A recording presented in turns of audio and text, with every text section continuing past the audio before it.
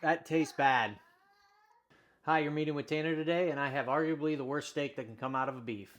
This is the eye round, and we are going to see if we can make it edible today. Typically, eye rounds are used for jerky and minute steaks. We're going to try multiple ways to tenderize it and see how it'll come out. We have our base one.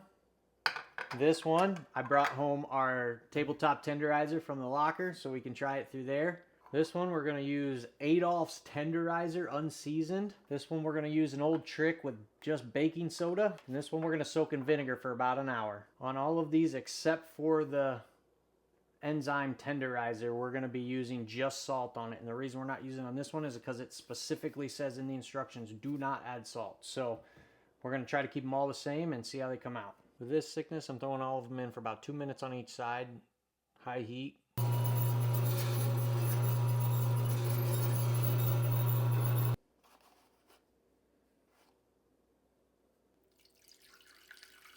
Okay, we got them all cooked up. This is our control with just salt. This is our mechanically tenderized one with salt. This is our tenderizer enzyme powder. This is baking soda.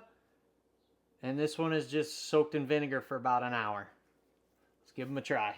So we're not judging off a taste right now. This is strictly off a tenderness. I highly expect these to not be very flavorful because we only put salt on them. But we're just judging off of tenderness. So here's our cross section on the control. Pretty good moisture. It was chewy. Next, we're going to do our mechanically tenderized one. Cross section on that. Night and day difference. As far as tenderness goes, night and day difference. That's not bad. This is something you would get like a minute steak or a chicken fried steak. This is probably what they would use. It's a cheap piece of meat. They can tenderize it. Not bad. Next is our Adolph's unseasoned tenderizer spice or whatever the heck you want to call it. I will say it looks more tender to the push. Let's see how it tastes. It's a lot more tender than the original one. That was the one I was most interested in. I could definitely taste the bite difference. So next is the baking soda. Good moisture. I will say with the baking soda and the vinegar one, it changed the color of the meat. So that is a little interesting to me. That tastes bad. But is it tender? It is tender. It is definitely more tender, but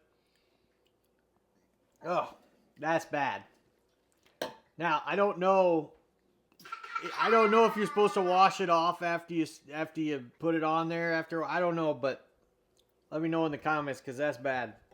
More tender, yes. Tasting terrible. Here's the vinegar soaked one. Not really looking forward to this. Here we go. As far as what we're judging it off of, tenderness, a little bit more tender than the base one. Now, has a slight different taste to it. I'm assuming obviously from the vinegar. I'm not going to go as far as say it's bad.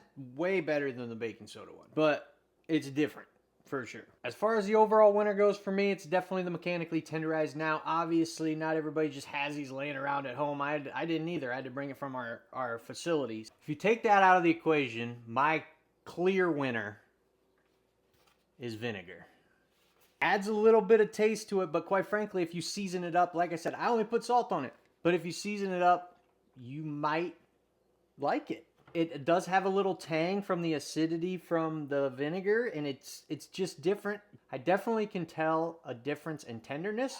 Give it a try. If you have any other ideas you'd like to see, let me know. Follow along for more.